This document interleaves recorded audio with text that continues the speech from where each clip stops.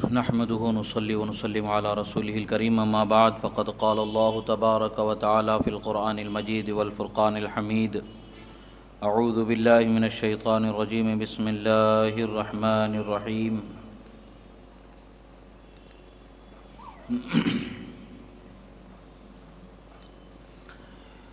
قل لا أسألكم عليه أجرا إلا المودة في القربى صدق الله مولانا العظيم وصدق رسوله النبي الأمين الكريم ونحن على ذلك لمن الشاهدين والشاكرين والحمد لله رب العالمين۔ ایک مرتبہ عقیدت و محبت کے ساتھ درود شریف کا نذرانہ پیش کریں۔ اللہم صلی علی سیدنا نبینا مولانا محمد عدد ما فی علم اللہ صلاۃ دائمۃ بدوام ملک اللہ وعلی آلہ واصحابہ اجمعین۔ ایک مرتبہ اور نبی اور آل نبی پر درود شریف پڑھیں۔ اللہم صلی علی سیدنا نبینا مولانا محمد عدد ما فی علم اللہ صلاۃ دائمۃ بدوام ملک اللہ وعلی آلہ واصحابہ اجمعین۔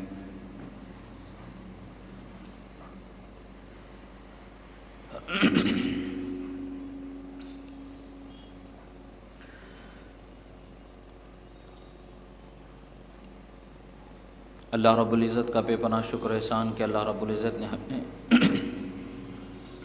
اس کے حبیب کریم صلی اللہ تعالیٰ علیہ وسلم کے سچے چاہنے والوں میں پیدا فرمایا، ایمان اور اسلام کے عظیم زیور لازوال سے مالا مال فرمایا، ہدایت کا سرچشمہ عطا فرمایا، ہدایت اور خوبی سے مالا مال فرمایا، ہر خیر ہمیں عطا فرمایا۔ ہر خیر کی خیر ایمان کی دولت ہے جو اللہ تعالیٰ نے ہمیں عطا فرمائی، اور یہ ایمان کی دولت کی حفاظت ہمارا ذمہ ہے۔ جب تک کہ ہم زندہ رہیں تب تک کہ ایمان کی حفاظت کرنا ہماری ذمہ داری ہے۔ ایمان کی علامت جس شخصیت کو اللہ تبارک و تعالیٰ کے رسول صلی اللہ علیہ وسلم نے بنایا، جس کی محبت کو علامت ایمان بنایا، اور جس سے نفرت کرنا، جس سے بغض و عداوت رکھنا علامت نفاق بنایا، اسی ہستی کی بارگاہ میں آج ہم اور آپ خراج عقیدت پیش کرنے کے لیے حاضر ہوئے، یعنی حضرت مولا علی شیر خدا رضی اللہ تعالی عنہ کی ذات مبارکہ، کہ جس کے متعلق اللہ کے رسول صلی اللہ تعالی علیہ وسلم نے ارشاد فرمایا، لا يحب علیا الا مؤمن ولا يبغضه الا منافق، او کما قال رسول اللہ صلی اللہ تعالی علیہ وسلم۔ اللہ کے رسول صلی اللہ تعالی علیہ وسلم کا یہ فرمانا کہ علی سے بے شک وہی محبت کرے گا جو مومن ہوگا، اور علی سے بے شک وہی نفرت کرے گا جو منافق ہوگا۔ یہ اللہ کے رسول صلی اللہ تعالی علیہ وسلم کا فرمان ہمیں بتاتا ہے کہ ایمان کی علامت جس ذات کو اللہ کے رسول صلی اللہ تعالی علیہ وسلم نے بنایا ہے، اس ذات کا ذکر کرنا اپنے ایمان کو بتانے کی دلیل ہے۔ سبحان اللہ۔ یعنی آج ہم حضرت مولا علی کا ذکر کرتے ہیں تو اس کا یہ مطلب ہے کہ ہم ایمان والے ہیں، یہ بتایا جاتا ہے۔ جو علی سے محبت کرے گا وہ مومن ہوگا، اور جو محبت جس سے کرتا ہے اس کا ذکر بار بار کرنے والا ہوگا۔ ایک روایت میں آتا ہے کہ ذکر علی عبادہ، علی کی عبادت کرنا بھی ذکر ہے۔ حضرت مولا علی شیر خدا فرماتے ہیں کہ انہ لعہد النبی الامی الی ان لا یحبنی الا مؤمن ولا یبغضنی الا منافق۔ فرمایا کہ مجھ سے رسول اللہ کا وعدہ ہے کہ انہوں نے فرمایا ہے کہ مجھ سے وہی محبت کرے گا جو ایمان والا ہوگا، اور مجھ سے نفرت وہی کرے گا جو منافق ہوگا۔ یہ حدیث کو امام مسلم نے روایت فرمایا، امام نسائی نے روایت فرمایا، امام ابن حبان نے روایت فرمایا۔ اسی طریقے سے امام ترمذی کی ایک اور حدیث ہے جسے فرماتے ہیں کہ سرکار حضرت مولا علی سے روایت ہے کہ علی قال لقد عہد الی النبی الامی صلی اللہ علیہ وآلہ وسلم انہ لا یحبک الا مؤمن ولا یبغضک الا منافق، کہ سرکار مدینہ صلی اللہ تعالی علیہ وسلم کا یہ فرمان حق ہے کہ سرکار نے مجھ سے یقیناً وعدہ فرمایا ہے، آپ نے بیان فرمایا ہے کہ مجھ سے مومن ہی محبت کرے گا اور منافق مجھ سے عداوت ہی رکھے گا۔ مومن کی علامت ہے کہ حضرت علی سے محبت کرنا، منافقت کی علامت ہے کہ حضرت علی کی محبت کا، حضرت علی کے ذکر سے چڑھنا، ان سے دور ہونا، ان کے ذکر سے بھاگنا، فرار اختیار کرنا۔ الحمدللہ اللہ تعالیٰ نے ہمیں ایمان والا بنایا ہے تو ایمان کی پہچان بھی بتایا ہے، اور ایمان کی پہچان یہ کہ سرکار نے فرمایا کہ علی سے مومن ہی محبت کرے گا۔ تو ہم ان سے محبت کرتے ہیں تو اپنے مومن ہونے کی دلیل یہ دیتے ہیں، اپنے ایمان والے ہونے کی دلیل دیتے ہیں۔ اسی طریقے سے حضرت ابی سعید الخدری رضی اللہ تعالیٰ عنہ فرماتے ہیں کہ انا كنا لنعرف المنافقین نحن معشر الانصار ببغضهم علی بن ابی طالب۔ امام ترمذی نے اس حدیث مبارکہ کو روایت فرمایا۔ ابو سعید الخدری فرماتے ہیں کہ ہم منافقین کو، انصار صحابہ، ہم منافقین کو حضرت علی کے بغض سے پہچان لیا کرتے تھے۔ جو حضرت علی سے بغض کرتا تھا اسے منافق قرار دیا جاتا تھا، کیونکہ سرکار نے پیمانہ ایمان کا حضرت علی کی ذات کو بنا دیا۔ ایمان والا کون ہوگا؟ جو علی سے محبت کرنے والا ہوگا۔ منافق کون ہوگا؟ جو ایمان کی دولت عظیمہ سے مالا مال نہیں ہوا، جس کے دل میں نفاق بسا ہوا ہے۔ وہ کون ہوگا؟ جو علی کے محبت کی بجائے ان کے بغض کو اپنے دل میں بسائے رکھے گا، اور زبان وہی بولتی ہے جو اس کے دل میں بسا ہوتا ہے۔ آپ کو اگر اپنی اولاد سے محبت ہے تو آپ اپنی اولاد کی مدح و تعریف کرتے رہیں گے۔ آپ کو اگر اپنی بیوی سے محبت ہے تو آپ ان کی تعریف کرتے رہیں گے، جب بھی موقع ملے گا اس کی خوبیوں کا ذکر کریں گے۔ اسی طریقے سے ماں باپ سے محبت ہے تو جب بھی موقع ملے گا ماں باپ کی خوبیوں کا ذکر کریں گے۔ دوست احباب میں جس سے آپ کو محبت ہے، جس سے آپ کو گہرا دل کا تعلق ہے، آپ اسی کا ذکر بار بار مجلس میں جب بھی موقع ملے گا آپ اس کا ذکر کرتے رہیں گے۔ تو یہ تو ایک عام دوستی کی بات ہے، ایک عام محبت کی بات ہے۔ محبت ایمانی ان تمام محبتوں سے بالا تر محبت ہے، اور ایمان کا تقاضا یہی ہے کہ جس سے محبت کی جائے اس کے ذکر کو بار بار کیا جائے، بار بار کیا جائے۔ آخر یہ کیوں بتایا گیا ہے؟ کہ آخر یہ کیوں بتایا گیا؟ اسی لیے بتایا گیا کہ صحابہ بھی کیسے پہچان لیتے تھے؟ وہ بھی تو بار بار ذکر کرتے تبھی تو پہچانتے تھے۔ اگر بار بار ذکر نہ کرتے تو کیسے پہچانا جاتا کہ کون منافق ہے کون مومن ہے؟ اب وہ جو حضرت امام ترمذی نے روایت فرمایا ہے، اب اسی طریقے سے حضرت ام سلمہ رضی اللہ تعالیٰ عنہ فرماتی ہیں کہ اللہ کے رسول صلی اللہ تعالیٰ علیہ وسلم نے ارشاد فرمایا لا يحب علیا الا منافق لا يحب علیا الا مؤمن ولا يبغضه الا منافق، او كما قال رسول اللہ صلی اللہ علیہ وسلم، کہ رسول اکرم صلی اللہ تعالیٰ علیہ وسلم کا یہ فرمان کہ لا يحب علیا الا مؤمن ولا يبغضه الا منافق، اور ایک روایت میں ہے کہ لا يحب علیا منافق ولا يبغضه مؤمن۔ یہ دو طریقے کی روایتیں مروی ہیں، روایت کا معنی ایک ہی ہے، الفاظ جدا ہیں مگر معنی ایک ہی ہے۔ علی سے وہی محبت کرے گا جو ایمان والا ہوگا، اور جو منافق ہوگا وہ کبھی علی سے محبت کر ہی نہیں سکے گا۔ پتہ کیا چلتا ہے؟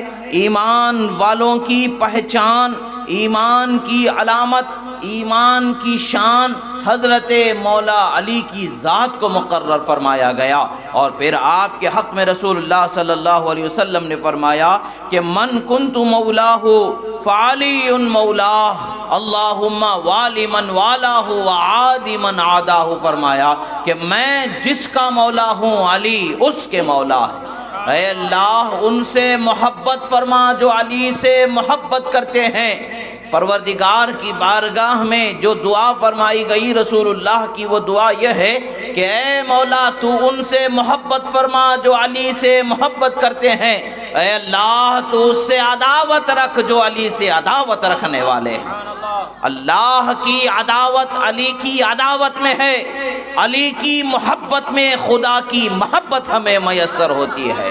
تو الحمدللہ یہ ایمان کا تقاضا ہے کہ ہم ایمان والوں میں اللہ نے ہمیں بنایا ہے، ایمان والوں میں اللہ تعالیٰ نے ہمیں پیدا فرمایا ہے۔ تو ایمان کا تقاضا ہے کہ ایمان کی علامت، ایمان کی پہچان جس ذات کو رسول خدا نے بنا دیا ہے، اس ذات کا تعارف اپنی اولاد کے دلوں میں اس طرح سے بچا دیں کہ ہمارے بچے نیند سے بھی جب جاگیں تو علی علی کہتے جاگ جائیں۔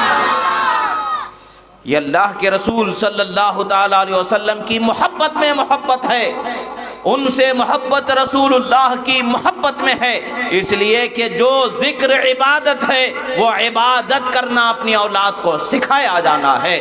رسول خدا صلی اللہ علیہ وسلم کا ارشاد گرامی ہے کہ علی کا ذکر بھی عبادت ہے، علی کے چہرے کو دیکھنا بھی عبادت ہے۔ تو جس شخصیت کو اللہ کے رسول کی بارگاہ میں صحابہ کے درمیان اتنی مقبولیت حاصل ہے، اس شخصیت کے ذکر کرنے کو نہ کسی تاریخ کے تعین کی ضرورت ہے، نہ کسی وقت کے تعین کی ضرورت ہے، ضرورت ہے تو ایمان کی ضرورت ہے۔ جو ایمان والا ہے وہ ان کا ذکر کرنے والا ہے۔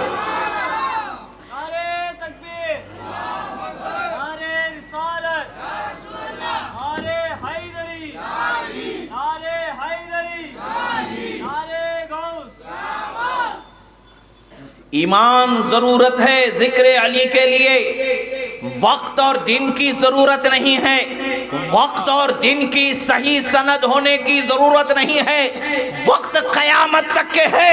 ایمان کا تقاضا تو یہ ہے کہ جب آنکھ کھلے علی علی کہتے کھلے، جب آنکھ بند ہو علی علی کہتے بند ہو جائے۔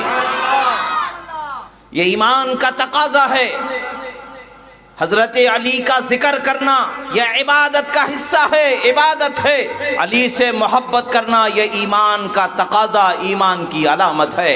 افسوس کی بات ہے کہ علی کے ذکر کے لیے آج وقت و تاریخ کو سند سے طلب کیا جا رہا ہے، اگرچہ سندن سب چیزیں ہوتی ہیں ثابت، مگر کیا شرعن کسی شخصیت اولو العزم کے ذکر کے لیے کسی وقت کے تعین کی صحیح سند شرعن ضروری ہے؟ ہرگز نہیں ہے۔ ان کا اہل اللہ سے ہونا ہی سند ہے۔ جب بھی ذکر کرو، ذکر کرنا جائز و مباح ہوتا ہے۔ کسی اسی سے اسی سے ادھر سے ادھر سے یہاں سے وہاں سے کسی علاقے کی حاجت نہیں، ضرورت ہے کہ وہ ہمارے ہیں، ہم ان کے ہیں، اس کی ضرورت ہے۔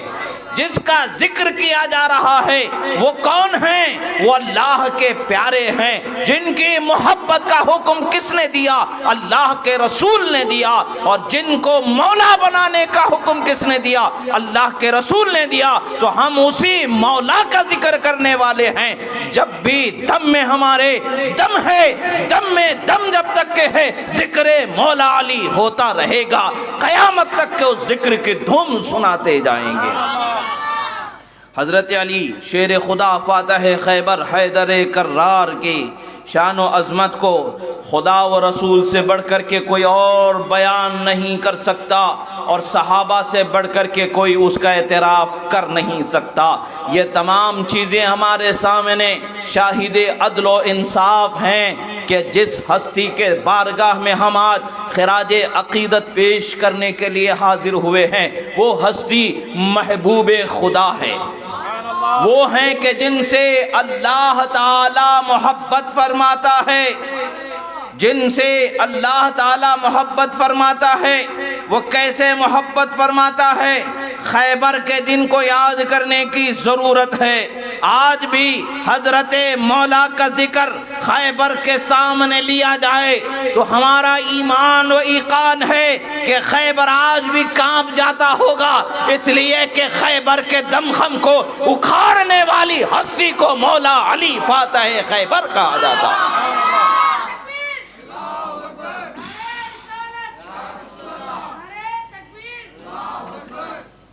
رسول اللہ صلی اللہ تعالی علیہ وسلم کی بارگاہ بے کس پناہ میں جس قدر انہیں مقبولیت حاصل ہے، اس مقبولیت کا ذکر ہم کرتے چلے جائیں حدیثوں پر حدیثیں، حدیثوں پر حدیثیں سناتے چلے جائیں گے، حدیثیں سناتے سناتے ہم تھک جائیں گے، مگر حدیثیں ختم نہیں ہو سکتی۔ رسول اللہ صلی اللہ تعالی علیہ وسلم نے ارشاد فرمایا کہ میں کل ایسے شخص کو جھنڈا عطا کرنے والا ہوں جس کی شان کیا ہے؟ جس کی شان یہ ہے کہ اللہ اس سے محبت کرتا ہے، اللہ کا رسول اس سے محبت کرتا ہے۔ یحبہ اللہ ورسولہ، اللہ اور اس کے رسول اس سے محبت کرتے ہیں۔ ویحب اللہ ورسولہ، اور وہ اللہ اور اس کے رسول سے محبت کرنے والے ہیں۔ پتہ کیا چلتا ہے؟ محبت رسول کا مژدہ جنہیں عطا فرمایا گیا، محبت خدا کا مژدہ اور صحرا جن کے سر باندھا گیا، جن کے سر امامہ محبت خدا باندھا گیا، امامہ فتح و نصرت باندھا گیا، اس ذات کو فاتح خیبر مولا علی شیر خدا کہا جاتا۔ اللہ کے رسول صلی اللہ تعالی علیہ وسلم کا ارشاد ہے کہ لأعطین الرأیت او لیأخذن الرأیت غدا رجل یحبہ اللہ ورسولہ او قال یحب اللہ ورسولہ۔ فرماتے ہیں کہ رسول خدا صلی اللہ علیہ وسلم نے فرمایا کہ کل میں ایسے شخص کے ہاتھ میں جھنڈا عطا کروں گا جو اللہ اور اس کے رسول سے محبت کرتا ہے اور اللہ اور اس کے رسول اس سے محبت کرتے ہیں۔ یہ رسول اللہ کا فرمان بتاتا ہے کہ حضرت مولا علی شیر خدا کی ذات وہ ہے کہ جن سے خدا محبت فرماتا ہے، جن سے رسول محبت فرماتے ہیں، جن سے اصحاب رسول محبت کرتے ہیں اور جن سے پوری امت محبت کرتی ہے۔ محبت کا یہ حال ہے کہ جب بھی ذکر آتا ہے بے جانوں میں جان آ جاتی ہے اور بے روح جس کے جسم ہو جاتے ہیں ان جسموں میں جیسا کہ روح سرایت کر جاتی ہے۔ حال یہ ہوتا ہے ناتواں و کمزور میں طاقت و قوت کا غلغلہ پیدا ہو جاتا ہے اور محبت کا، عشق و سرور کا ایک ایسا جذبہ پیدا ہو جاتا ہے کہ انسان اپنے آپ کو فراموش کر دیتا ہے، ان کے ذکر میں جھومنے لگتا ہے اور دنیا کو بتا دیتا ہے کہ دنیا والوں جان لو میں کن کا غلام ہوں، وہ حیدر کرار فاتح خیبر مولا علی کی ذات ہے۔ اللہ کے رسول صلی اللہ تعالی علیہ وسلم نے ارشاد فرمایا، امام طبرانی نے حدیث مبارکہ کو روایت فرمایا، حضرت ابن عباس رضی اللہ تعالی عنہ بیان فرماتے ہیں لأم سلمة رضی قال قال رسول اللہ صلی اللہ علیہ وسلم لأم سلمہ هذا علی بن ابی طالب لحمه لحمی ودمه دمی فهو منی بمنزلت ہارون من موسیٰ الا انه لا نبی بعدی۔ فرماتے ہیں کہ حضرت ام سلمہ رضی اللہ تعالی عنہ بیان فرماتی ہیں کہ یہ علی ابن ابی طالب ہے۔ اللہ کے رسول نے ارشاد فرمایا، اے ام سلمہ سنو، یہ علی ابن ابی طالب ہے، اس کا گوشت میرا گوشت ہے، لحمہ لحمی، ان کا گوشت میرا گوشت ہے اور ان کا خون میرا خون ہے، دمہ دمی، فرماتے ہیں کہ ان کا گوشت میرا گوشت، ان کا خون میرا خون، اور وہ میری بارگاہ میں حضرت موسیٰ کی بارگاہ میں حضرت ہارون علی نبینا علیہ السلام کا جیسے مقام قرب تھا ویسا مقام ان کو حاصل ہے۔ ہاں یہ کہ میرے بعد کوئی نبی پیدا نہیں ہوگا، نبی آخر الزماں ہیں، آپ کے بعد کوئی نبی پیدا نہیں ہوگا۔ آپ نے نبوت کے ختم ہونے کا اعلان فرمایا اور یہ بھی بتایا کہ علی نبی نہیں ہیں مگر میری بارگاہ کے ایسے مقرب ہیں جیسے حضرت موسیٰ کی بارگاہ کے مقرب حضرت ہارون کو خدا نے بنایا۔ اللہ کے رسول صلی اللہ تعالی علیہ وسلم ایک اور جگہ ارشاد فرماتے ہیں، حضرت جابر بن عبداللہ روایت فرماتے ہیں، قال سمعت رسول اللہ یقول الناس من شجر شتى وَأَنَا وَعَلِيٌّ مِّن شَجَرٍ وَاحِدَةٍ۔ طبرانی میں روایت ہوئی، آپ فرماتے ہیں کہ لوگ مختلف درختوں سے ہیں، میں اور علی ایک درخت سے ہیں۔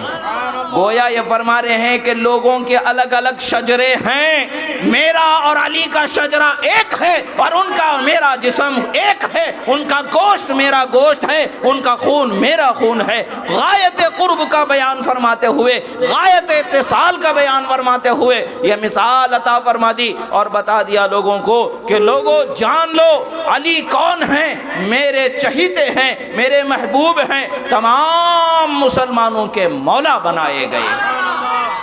اب جب اس علی کا ذکر کیا جاتا ہے، اور وہ علی کا پھر کیا ہے، حال کیا ہے، اللہ کے رسول فرماتے ہیں ام سلمہ رضی اللہ تعالی عنہا قالت سمعت رسول اللہ صلی اللہ علیہ وسلم یقول علی مع القرآن والقرآن مع علی لا یفترقان حتی یرد علی الحوض۔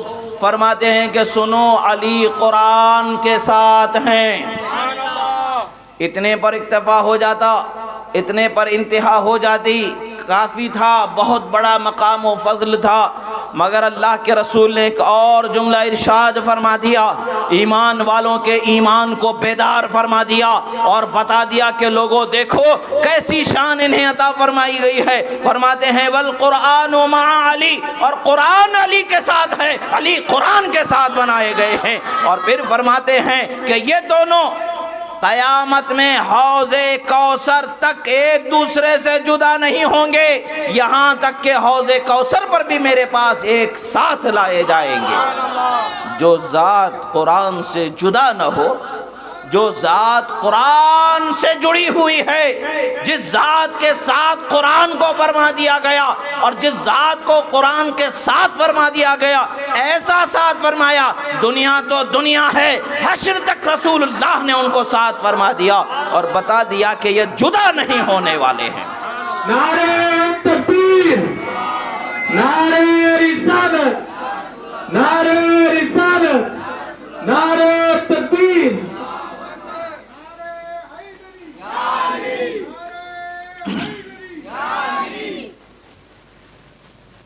ہمارے نزدیک، اوروں کے نزدیک کون معتمد ہیں کون کیا ہیں وہ ہمیں نہیں معلوم۔ ہمارے نزدیک جو معتمد علماء ہیں، جو علماء ربانیین ہیں، جیسے کہ شاہ عبدالحق محدث دہلوی، شاہ ولی اللہ محدث دہلوی، شاہ عبدالعزیز محدث دہلوی، امام حاکم اور امام کافی اور دیگر علماء کرام، ان سب کے بیانات اور تحریرات ہمارے لیے کافی ہیں۔ نہ ہم ان سے بڑے محقق اپنے آپ کو تصور کرتے ہیں، نہ ان سے بڑے محقق ہونے کی ہمیں خواہش و ارمان ہے۔ ہم تو ان بزرگوں کے نقش قدم پر چلتے ہیں اور ان پر ہمیں یقین ہے، حسن ظن ان کے ساتھ ہمارا یہ ہے کہ انہوں نے جو بھی لکھا تحقیق کے ساتھ ہی لکھا ہے، بے توجہی سے لکھنے والے نہیں ہیں۔ اگر بے توجہی ان سے ہوتی ہے تو کسی ایک مسئلے ہی میں کیا ہے، یہ امکان بے توجہی تو ہر مسئلے میں ممکن ہے، پھر وہ محقق علی الاطلاق کیسے ٹھہرے، محدث کیسے ٹھہرے، فقیہ کیسے ٹھہرے، امام وقت کیسے ٹھہرے، جن کے اولو العزم تحریرات کو سند کے طور پر کیسے پیش کیا جاتا ہے۔ پتہ کیا چلتا ہے، جہاں دل میں آئے وہاں ان کی تحقیق پر حرف آ جائے، اور جہاں دل میں آ جائے وہ ایسے محقق ہوں کہ جن کی تحقیق میں کوئی کمی نہ رہے۔ یہ دو رخی چال ہم چل نہیں سکتے ہیں۔ ہمارے نزدیک تو یہی بات ہے کہ اللہ تعالیٰ نے انہیں اہل علم بنایا اور محققین سے بنایا، اولو العزم علم والوں میں اللہ تعالیٰ نے انہیں بنایا ہے۔ ان کی تحقیقات عالیہ اور ان کے کلمات مبارکہ پر ہمارا یہ اطمینان اور یقین حسن ظن کے ساتھ ہے کہ اللہ تعالیٰ کی توفیق سے انہوں نے تحقیق کے ساتھ ہی لکھا ہوگا۔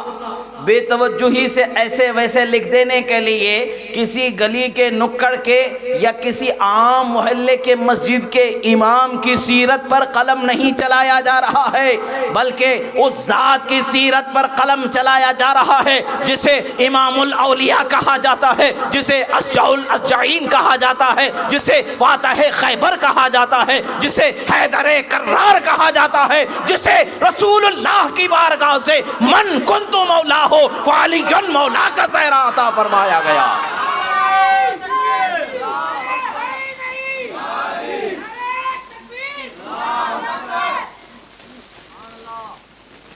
شاہ عبدالحق محدث دہلوی، شاہ ولی اللہ محدث دہلوی، شاہ عبدالعزیز محدث دہلوی، یہ ہندوستان کے چوٹی کے علماء ہیں۔ ان کے علاوہ بھی کثیر علماء ہیں جنہوں نے بیان کیا ہے، جنہوں نے لکھا ہے کہ حضرت مولا علی شیر خدا کعبے کے اندر پیدا ہوئے، اسی لیے ہم انہیں ولید کعبہ کہتے ہیں، یعنی کعبہ میں پیدا ہونے والے شخصیت حضرت مولا علی کہتے ہیں۔ حضرت حکیم ابن حزام بھی کعبہ شریف میں پیدا ہوئے، اور حضرت مولا علی شیر خدا رضی اللہ تعالیٰ عنہ بھی کعبہ شریف میں پیدا ہوئے۔ بات یہ ہوتی ہے کہ وہ کس نے کہا، کہاں سے کہا، کس نے لیا، یہ سوال پر سوال آتا ہے۔ ہم یہ پوچھتے ہیں کہ کس نے کہا، کس نے لکھا، وہ بات کا مسئلہ ہے۔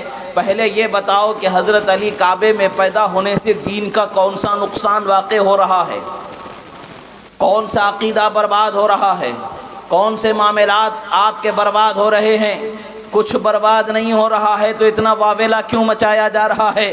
بات کیا سمجھ میں آتی ہے؟ کچھ تو ہے جس کی پردہ داری ہے، یعنی دل میں کچھ تو ہے جس کو تم دوسرے لفظوں سے پوشیدہ کر کے چھپا کر کے بیان کر رہے ہو۔ وہ کیا ہو سکتا ہے؟ وہ تو وہی ہو سکتا ہے، دو ہی حالتیں ہیں، ایمان کی حالت ہو سکتی ہے یا نفاق کی حالت ہو سکتی ہے۔ حالت ایمان میں محبت کا غلبہ ہوتا ہے، حالت نفاق میں، نفاق کی حالت میں بغض کا غلبہ ہوتا ہے۔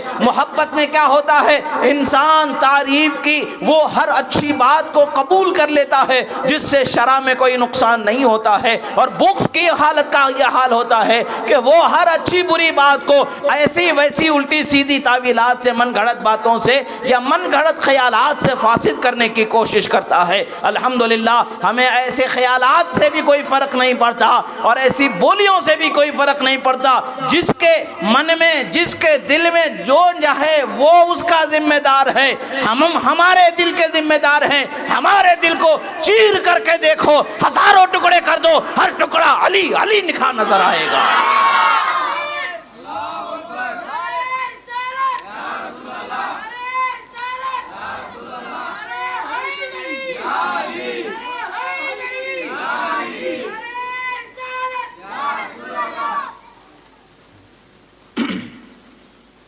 حضرت مولا علی شیر خدا رضی اللہ تعالی عنہ کے ذات گرامی سے متعلق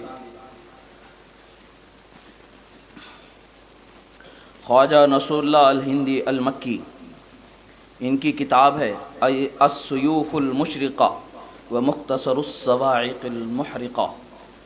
اس کتاب میں آپ لکھتے ہیں والمشہور فی ولادت الامیر عندنا هو أن الجاهلية كانت عاداتهم أن يفتحوا باب الكعبة في يوم الخامس العشر من رجب ويدخلونها للزيارة، فممن دخل فاطمة فوافقت الولادة ذلك اليوم۔ آپ فرماتے ہیں کہ ہمارے نزدیک مشہور یہ ہے کہ جاہلیت کے دور میں 15 رجب کو کعبۃ اللہ شریف کا دروازہ زیارت کے لیے کھلا کرتا تھا، اور روایتوں میں آتا ہے کہ 15 رجب سے 2-1 دن پہلے عورتوں کو داخل ہونے کے لیے موقع دیا جاتا تھا۔ انشاءاللہ اس پر بھی امام عبدالعزیز محدث دہلوی رحمۃ اللہ تعالیٰ علیہ کے قول کو پیش کریں گے۔ یہاں پر آپ فرماتے ہیں کہ حضرت مولا علی شیر خدا رضی اللہ تعالی عنہ کی والدہ بھی زیارت کعبہ کے لیے تشریف لے گئیں، اسی اثنا میں آپ کی کعبۃ اللہ شریف کے اندر ولادت ہو گئی۔ یہ ایک کتاب ہے جس میں ذکر کیا گیا۔ اسی طریقے سے عبقریت الامام علی بیروت لبنان سے چھپنے والی کتاب ہے، عباس محمود العقاد جو لکھنے والے ہیں، وہ لکھتے ہیں ولد علی فی داخل الکعبہ، فرماتے ہیں کہ حضرت مولا علی کعبۃ اللہ شریف کے اندر پیدا ہوئے۔ اسی طریقے سے ایک اور کتاب ہے الاکتفاء فی اخبار الخلفاء، اس میں لکھتے ہیں کہ امہ فاطمہ بنت اسد ابن ہاشم ابن عبد مناف ولدتہ فی جوف الکعبہ وہی اول ہاشمیہ ولدت لہاشمی۔ فرماتے ہیں کہ حضرت فاطمہ بنت اسد بن ہاشم بن عبد مناف ہیں، یہ کعبۃ اللہ شریف کے اندر حضرت مولا علی کو پیدا فرمایا، یعنی حضرت مولا علی کی ولادت کعبۃ اللہ شریف کے اندر ہوئی۔ اسی طریقے سے سیرت حلبیہ کے اندر روایت فرماتے ہیں کہ آپ فرماتے ہیں کہ سیرت حلبیہ کے اندر روایت فرماتے ہیں کہ ولد علی بن ابی طالب کرم اللہ وجہہ فی الکعبہ، حضرت مولا علی رضی اللہ تعالی عنہ کعبۃ اللہ شریف کے اندر پیدا ہوئے۔ اور یہ سیرت حلبیہ لکھنے والے کون ہیں؟ یہ شافعی امام ہیں، شافعی مذہب سے تعلق رکھنے والے امام علامہ علی بن برہان الدین الحلبی الشافعی ہیں۔ انہوں نے اس کتاب کو لکھا ہے، سیرت حلبیہ کے نام سے پہچانی جاتی ہے۔ اسے اس کے تیسرے جلد میں انہوں نے اس کو لکھا۔ اسی طریقے سے الفصول المہمہ کے اندر ذکر کیا گیا کہ ولد علی علیہ السلام بمکۃ المشرفہ بداخل البیت الحرام فی یوم الجمعۃ الثالث عشر من شہر اللہ الاسم رجب۔ فرماتے ہیں کہ حضرت مولا علی شیر خدا رضی اللہ تعالی عنہ کعبۃ اللہ شریف کے اندر 13 رجب کو پیدا ہوئے۔ یہ کتاب کے یہ روایتیں پھر ہیں۔ پھر اسی طریقے سے دوسری کتاب المحاسن المجتمعہ فی فضائل الخلفاء الاربعہ، امام عبد الرحمن الصفوری علیہ الرحمۃ و رضوان ہیں، جو 894 ہجری میں وصال پائے۔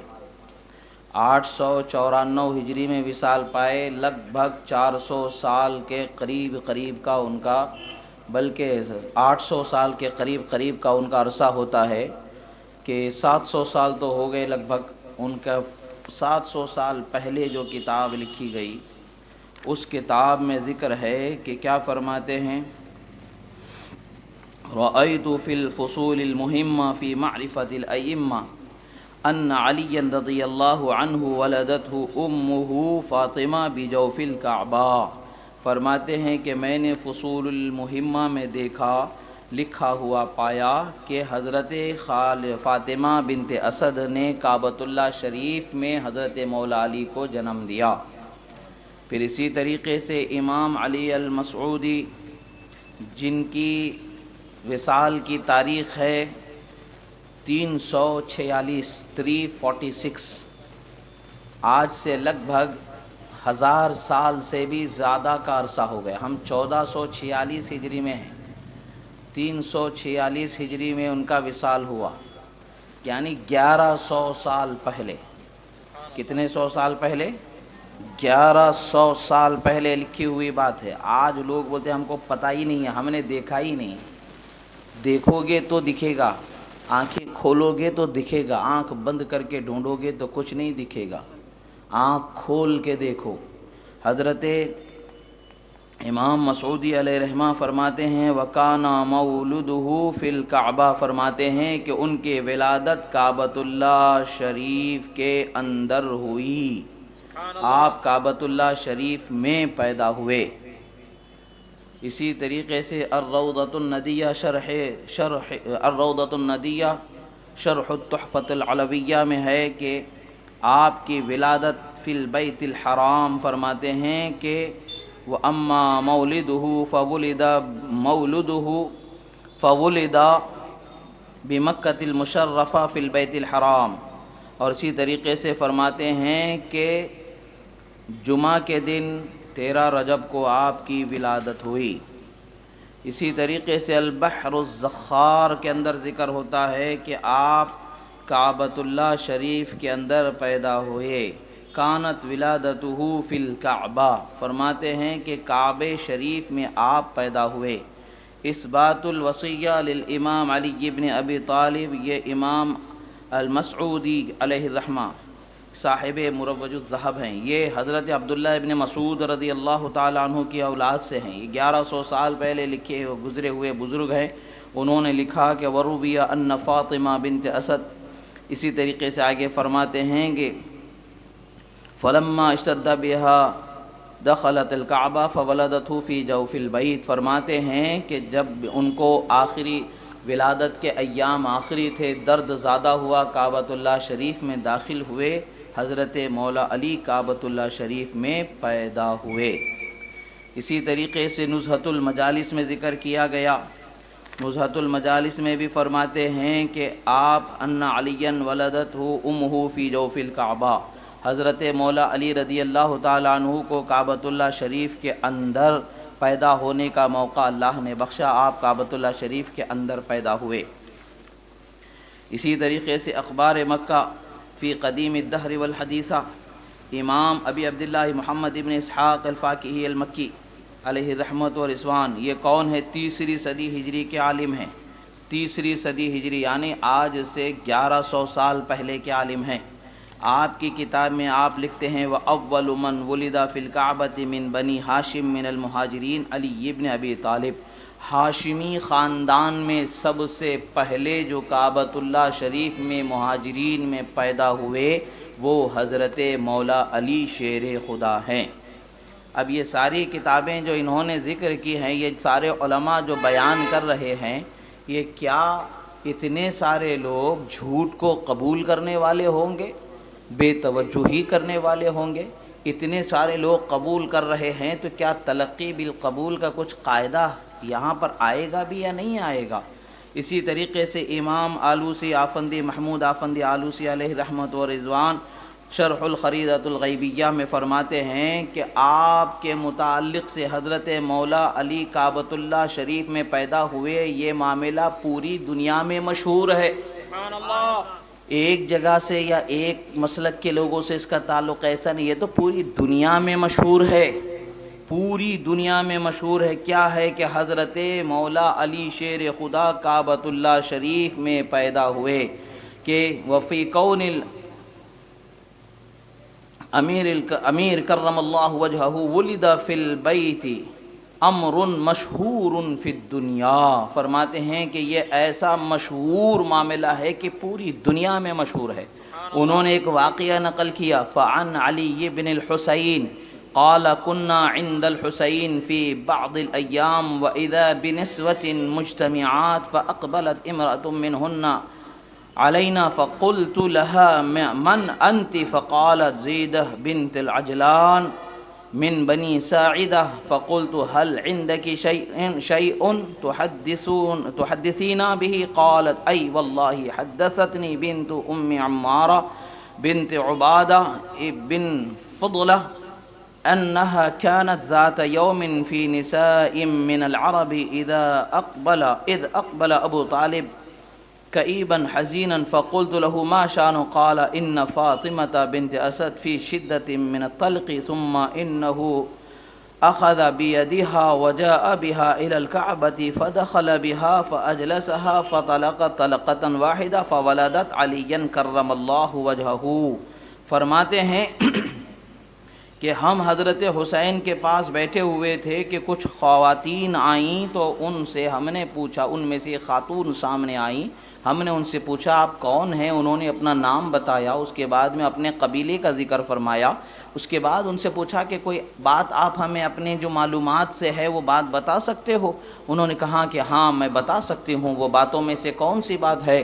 بات یہ ہے کہ ایک وقت پر ہم کعبۃ اللہ شریف کے پاس جمع تھے کہ ہم نے دیکھا کہ حضرت ابو طالب تشریف لائے اور وہ پریشان تھے، ان کے چہرے پر پریشانی آیا تھی۔ ہم نے پوچھا کیا بات ہے؟ انہوں نے فرمایا کہ فاطمہ بنت اسد کو درد زاہ کا وقت آ گیا ہے اور وہ ان کو ہاتھ پکڑ کے کعبۃ اللہ شریف کے اندر پہنچا دیتے ہیں، اور جب وہ کعبۃ اللہ شریف کے اندر پہنچ گئے اسی وقت پر ایک لمحے میں حضرت مولا علی پیدا ہو گئے۔ اب آپ فرماتے ہیں کہ غلام نظیفاً، فرماتے غلام نظیف کو پیدا فرمایا، پاک صاف لڑکا پیدا ہوا، پاک صاف لڑکا پیدا ہوا، آلودہ لڑکا پیدا نہیں ہوا تھا، پاک صاف لڑکا ہی پیدا ہوا ہے۔ اور جو پاکی و ناپاکی کے احکام ہیں یہ قرآن کے نازل ہونے کے بعد آئے ہیں، قرآن کے نازل ہونے سے پہلے پاکی و ناپاکی کے احکام تھے ہی نہیں کہ آپ اس کا قیاس اس وقت پر کرو اور سوچ کے بتاؤ کہ بھی ایسے کیسے ہو سکتا ہے. ابھی احکام ہی نہیں ہوتے، نبوت کا اعلان ہی نہیں ہوا ہے، تو پھر پاکی و ناپاکی کا اس زمانے میں تصور کیسے؟ بہرحال بے وجہ کی باتیں کرنے سے کوئی فائدہ نہیں ہوتا ہے. یہ بھی ایک روایت ہے. روایتوں کا حاصل یہی ہے کہ حضرت مولا علی کعبۃ اللہ شریف میں پیدا ہوئے. اب اسی طریقے سے معارج الوصول کے اندر روایت کی جاتی ہے، جمال الدین محمد بن یوسف، یہ حنفی عالم ہے، یہ 690 پر 3 ہجری کے یعنی 693 ہجری کی وفات ہے ان کی. آپ فرماتے ہیں کہ ولد کرم اللہ وجہہ فی الجوف الکعبہ، یہ آپ حضرت مولا علی رضی اللہ تعالیٰ عنہ کعبۃ اللہ شریف کے اندر پیدا ہوئے، اور وہ بھی کون سی تاریخ کو؟ 13 رجب کو جمعہ کے دن پیدا ہوئے. سبحان اللہ. یہ تقریباً آج سے یہ کون سی ہے؟ 693 سے 757 ہجری، 757 ہجری بھی اگر اس کو لگا لیں تو آج تقریباً 700 سے زائد سال کا عرصہ گزر چکا ہے کم و بیش، کہ آپ اس زمانے میں لکھ چکے ہیں کہ حضرت مولا علی 13 رجب کو پیدا ہوئے. تو اتنی صدیوں سے جو چیز مشہور و معروف چلی آ رہی ہے، آج آپ کہتے ہیں کہ بھی ہم کو پتہ ہی نہیں ہے کہ یہ کہاں سے ہے، تو افسوس کی بات ہے کہ آپ کو پڑھنے کی عادت ختم ہو گئی. بزرگوں کی کتابوں کو پڑھنا چھوڑ دیا ہے آپ نے.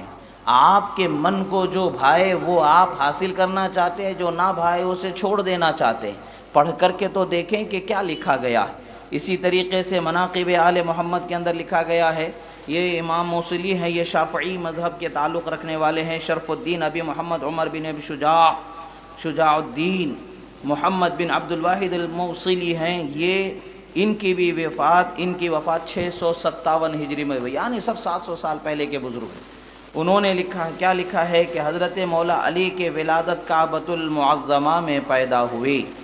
مولدہ علیہ السلام فرماتے ہیں کہ مولودہ فی الکعبۃ المعظمہ، یعنی آپ کی ولادت کعبہ معظمہ میں ہوئی. اسی طریقے سے دوسری کتابوں میں بھی اس کا ذکر آتا ہے کہ مناقب امام علی ابن ابی طالب، ابو الحسن علی بن محمد الشافعی یہ کتاب لکھنے والے ہیں. یہ بیان فرماتے ہیں کہ حضرت مولا علی رضی اللہ تعالیٰ عنہ کی ولادت خانہ کعبہ کے اندر ہوئی. فرماتے ہیں کہ فولدت غلاما مسرورا نظیفا منظفا، فرماتے ہیں کہ حضرت فاطمہ بنت اسد نے ایسے پاک صاف ستھرے غلام کو یعنی بچے کو جنما کہ جس کی خوبصورتی کی مثال نظر نہیں آتی. اسی طریقے سے نظم و درر السمطین میں آپ فرماتے ہیں کہ یہ بھی امام جمال الدین محمد بن یوسف، یہ بھی حنفی عالم ہے، 750 ہجری میں آپ کا وصال ہوا. آپ فرماتے فاطمہ بنت اسد بن ہاشم بن عبد مناف وہی اول ہاشمیہ ولدت لہاشمین، وروی انہ لما ضربها المخاض ادخلها ابو طالب الکعبہ بعد العشاء فولدت فیہا علی ابن ابی طالب. فرماتے ہیں کہ ان کے بارے میں روایت کی جاتی ہے کہ یہ سب سے پہلی ہاشمیہ ہیں جنہوں نے ہاشمی شہزادے کو جنما، اور یہ بھی کہ آپ کو عین درد ذا کے وقت پر کعبۃ اللہ میں داخل کر دیا گیا، تو اس وقت پر حضرت مولا علی کی کعبۃ اللہ شریف میں ولادت ہوئی. اسی طریقے سے فرائد السمطین میں بھی ذکر کیا گیا ہے کہ حضرت مولا علی کعبۃ اللہ شریف میں پیدا ہوئے. اور اسی طریقے سے کفایت الطالب میں دیکھا جائے تو کفایت الطالب میں بھی ذکر کیا گیا ہے کہ حضرت مولا علی کعبۃ اللہ شریف میں پیدا ہوئے. ولد فی الکعبہ، آپ کعبۃ اللہ شریف میں پیدا ہوئے. یہ بھی شافعی مذہب سے تعلق رکھتے ہیں. کفایت الطالب لکھنے والے یہ شافعی مذہب سے تعلق رکھتے ہیں جنہوں نے لکھا ہے. اسی طریقے سے تاریخ الموصل، اس کو امام الازدی نے لکھا ہے کہ یہ 334 ہجری کے ہیں. 334 ہجری کے یعنی لگ بھگ 1100 سال پہلے کے بزرگ ہیں. وہ فرماتے ہیں وکان ولد فی الکعبہ، فرماتے ہیں وکان ولد فی الکعبہ ولم یولد فیہا خلیفۃ غیر امیر المؤمنین علی بن ابی طالب علیہ السلام. فرماتے ہیں کہ حضرت مولا علی کعبۃ اللہ شریف میں پیدا ہوئے، ان کے علاوہ خلفاء میں سے کوئی بھی کعبۃ اللہ شریف میں پیدا نہیں ہوا.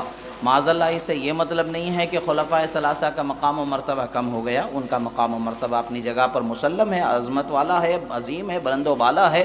وہ اپنی جگہ پر مسلم ہے، یہ ان کی خصوصیات میں سے ہیں، انہیں یہ نعمتیں بخشی گئی ہیں، تو یہ خصائص سے جو چیز تعلق ہے اس سے آپ خصائص کو ہی ختم کر دینا چاہو گے تو یہ چیز کبھی قیامت تک کے نہیں ہو سکتی۔ اور یاد رکھیں کہ قیامت تک کے جو تاریخ ختم نہیں ہو سکتی ہے، ان تاریخوں میں سے ایک چیز یہ بھی ہے، ان باتوں میں سے ایک چیز یہ بھی ہے کہ حضرت مولا علی شیر خدا رضی اللہ تعالی عنہ کی ولادت مبارکہ کعبۃ اللہ شریف کے اندر ہوئی ہے۔ عزیزان محترم، آج دنیا میں الگ الگ طرح کے سوچ رکھنے والے لوگ ہیں، الگ الگ سوچ رکھتے ہیں اور الگ الگ بات بتاتے ہیں۔ ان باتوں سے حاصل کیا ہونے والا ہے؟ ان باتوں سے حاصل یہ ہوتا ہے کہ آدمی یا تو اپنی کم علمی کی دلیل دینا چاہتا ہے، یا تو پھر کسی پر طعنہ کرنا چاہتا ہے، یا تو جو مسلمانوں کے درمیان جو چیز مشہور و معروف ہے اس مشہور و معروف چیز کو ختم کر دینا چاہتا ہے اور مسلمانوں کو ایک نئے پریشانی والے فکر والے ماحول میں رکھنا چاہتا ہے تاکہ مسلمان چین سے جی نہ سکے۔ نئی بات ان کے سامنے لا کر کے یہ کرنا چاہتا ہے کہ لوگ پریشان ہو جائیں اور آپس میں ایک دوسرے سے لڑتے بھیڑتے رہیں اور ایک دوسرے سے نفرت کو بڑھاوا ملتا رہے اور نفرتیں کرتے رہیں، یہ خیال ان کا ہوتا ہے۔ مگر یاد رکھیں اللہ تبارک و تعالیٰ نے ہر چیز کا ایک طریقہ اور ایک سلیقہ رکھا ہے۔ امام شاہ ولی اللہ محدث دہلوی علیہ رحمت و رضوان ازالۃ الخفا میں بیان فرماتے ہیں کہ حضرت مولا علی کے مناقب میں سے ایک یہ ہے کہ وہ آپ کعبۃ المکرمہ میں کعبۃ المشرفہ میں پیدا ہوئے۔ ومن مناقب علی ابن ابی طالب رضی اللہ عنہ التي ظہرت حین ولادته انه ولد فی جوف الکعبۃ المشرفہ، فرماتے ہیں کہ حضرت مولا علی کے مناقب میں سے ایک منقبت یہ بھی ہے، ایک شان والی بات یہ بھی ہے کہ حضرت مولا علی شیر خدا رضی اللہ تعالیٰ عنہ کی ولادت ہوئی ہے تو وہ ولادت کعبۃ اللہ شریف کے اندر ہوئی ہے۔ اسی طریقے سے عبد القاہر بن عبد الرحمن الجرجانی علیہ رحمت و رضوان یہ بھی ایک بزرگ گزرے ہیں۔ ان کی کتاب ہے درج الدرر فی تفسیر القرآن العظیم ہے۔ ان کی کتاب میں آپ لکھتے ہیں کہ وروی ان فاطمۃ الکبریٰ وضعت علیاً فی جوف الکعبہ، فرماتے ہیں کہ روایت کی گئی ہے کہ فاطمہ کبریٰ یعنی حضرت فاطمہ بنت اسد رضی اللہ تعالی عنہا نے حضرت علی کو کعبۃ اللہ شریف کے اندر جنم دیا۔ یہ روایت ساری روایتیں ہمیں بتاتی ہیں کہ یہ معاملہ جو ہے ذہن میں آنے والا، دل میں اٹھانے والا کسی انجان شخص کی طرف سے بڑھایا ہوا جملہ نہیں ہے کہ بھئی اٹھا دیا اور بول دیا، سنا دیا، چلا گیا، نہیں۔ اسی طریقے سے تاریخ خمیس میں دیکھتے ہیں تو ولد علی بن ابی طالب رضی اللہ عنہ فی الکعبہ، تاریخ خمیس میں بھی اس کا ذکر آتا ہے کہ حضرت مولا علی رضی اللہ تعالیٰ عنہ کعبۃ اللہ شریف میں پیدا ہوئے۔ اسی طریقے سے سیرت مصطفیٰ جان رحمت، یہ ہندوستان کے عظیم عالم ہیں محمد عیسیٰ قادری رضوی صاحب، انہوں نے اعلیٰ حضرت فاضل بریلوی علیہ رحمت و رضوان کی تحریرات سے مصطفیٰ جان رحمت صلی اللہ تعالیٰ علیہ وسلم اور خلفائے راشدین اصحاب و اہل بیت اطہار کی سیرت پر جو چند جھلکیوں کو ذکر کیا گیا، ان تمام چیزوں کو ایک جگہ جمع کیا، اور کچھ چیزیں جو اس میں تحریر میں لا نہ جا سکی تھیں یا کوئی چیزیں جو رہ گئی تھیں، جو ان کی سیرت کے پہلو میں جن چیزوں کے بیان کی ضرورت محسوس ہوئی، انہوں نے اپنی تحقیق سے ان چیزوں کو شامل فرمایا۔ ان میں سے ان کی تحقیق سے جو انہوں نے ایک چیز کو شامل فرمایا وہ چیز کیا ہے کہ انہوں نے یہ لکھا، حضرت مولا علی شیر خدا رضی اللہ تعالیٰ عنہ کے اس میں سیرت مصطفیٰ جان رحمت میں محمد عیسیٰ قادری رضوی صاحب ہیں جنہوں نے لکھا ہے کہ اہل سیر کہتے ہیں کہ ان کی ولادت جوف کعبہ میں ہوئی، یہ قدیم الاسلام تھے، یعنی حضرت مولا علی شیر خدا رضی اللہ تعالیٰ عنہ سب سے پہلے اسلام قبول کرنے والے لوگوں میں سے بھی تھے، اور کعبۃ اللہ شریف میں آپ کی ولادت ہوئی۔ یہ بیان کرنا اور اس کا ذکر کرنا کیا بتاتا ہے؟ بات یہی ہے کہ حضرت مولا علی رضی اللہ تعالیٰ عنہ کے کعبہ شریف میں ولادت ہونا یہ ایک من گھڑت اور جھوٹی بات نہیں ہے، اتنے سارے علماء اسلام نے اس کو قبول کیا ہے اور باقی رکھا ہے، اور باقی رکھنے کے بعد میں اس چیز کو بیان فرمایا ہے۔ اسی طریقے سے علامہ ملا علی قاری علیہ رحمت و رضوان ہیں، آپ فرماتے ہیں کہ حضرت مولا علی شیر خدا کا ذکر کرتے ہوئے آپ لکھتے ہیں وفی مستدرک الحاکم ان علی ابن ابی طالب رضی اللہ تعالیٰ عنہ کرم اللہ وجہہ ولد ایضا فی داخل الکعبہ، مستدرک امام الحاکم کی کتاب کا حوالہ دیتے ہوئے شرح شفا ملا علی قاری کی ہے، آپ اس میں حکیم ابن حزام کے ترجمے کے ساتھ اس کا ذکر کرتے ہوئے لکھتے ہیں کہ مستدرک امام حاکم کی کتاب ہے، اس میں اس کا ذکر ہے کہ حضرت مولا علی بھی کعبۃ اللہ شریف میں پیدا ہوئے۔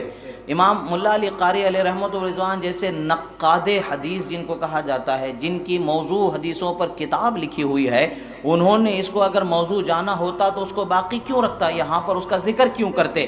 انہوں نے اس چیز کو باقی رکھا اور اس کا ذکر کیا اور بتایا، تو اس کا کیا مطلب ہوتا ہے؟ اس کا مطلب یہ ہوتا ہے کہ یہ بات صحیح ہے، درست ہے، اس کو یہاں پر ذکر کیا گیا ہے۔ اسی طریقے سے ازالۃ الخفا کے اندر شاہ ولی اللہ محدث دہلوی رضی اللہ تعالیٰ عنہ نے ذکر کیا۔ شاہ ولی اللہ محدث دہلوی رحمۃ اللہ تعالیٰ علیہ فرماتے ہیں کہ حضرت مولا علی رضی اللہ تعالیٰ عنہ کی خوبیوں میں سے خوبی یہ بھی ہے کہ آپ کعبۃ اللہ شریف کے اندر پیدا ہوئے۔